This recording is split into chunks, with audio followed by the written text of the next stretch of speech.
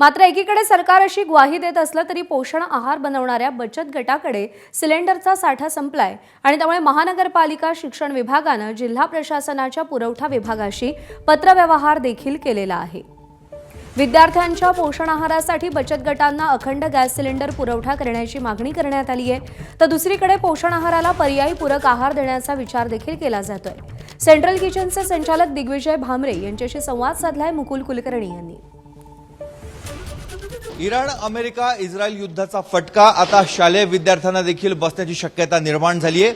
नाशिकमध्ये शालेय विद्यार्थ्यांना पोषण आहार केला जातो, त्या पोषण आहार करणाऱ्या बचत गटांकडचा गॅस सिलेंडरचा साठा आता संपुष्टात आलेला आहे। काही ठिकाणी आजचा दिवस उरेल एवढाच गॅस आहे। आपण अशाच एका पोषण आहार केंद्रावर आहोत। या ठिकाणाहून साधारणतः 4000 विद्यार्थ्यांना शालेय पोषण आहार जातो। मात्र आजचा कसाबसा हा स्वयंपाक झालेला आहे, परंतु सोमवारपासून पुन्हा एकदा जर विद्यार्थ्यांना पोषण आहार देण्याची वेळ आली तर परिस्थिती अत्यंत गंभीर आहे। त्यामुळे आपण बघतोय एक एक करत यांच्या सर्व शेगड्या आता बंद होत चाललेल्या आहेत। दिवसाला 3 ते 3.5 सिलेंडर त्यांना लागतात, मात्र आता 2 सिलेंडर उरलेत आणि ते देखील आता निम्म्यापेक्षा कमी त्यांच्यामध्ये गॅस साठा निर्माण आहे। नाशिक महापालिका हद्दीमध्ये एकूण 1,15,000 विद्यार्थ्यांना शालेय पोषण आहार दिला जातो। साधारणतः 279 शाळा आहेत आणि 42 सेंट्रल किचन योजनेच्या माध्यमातून हा पोषण आहार दिला जातो। आपल्याबरोबर बचत गट चालवणारे भामरे आहेत।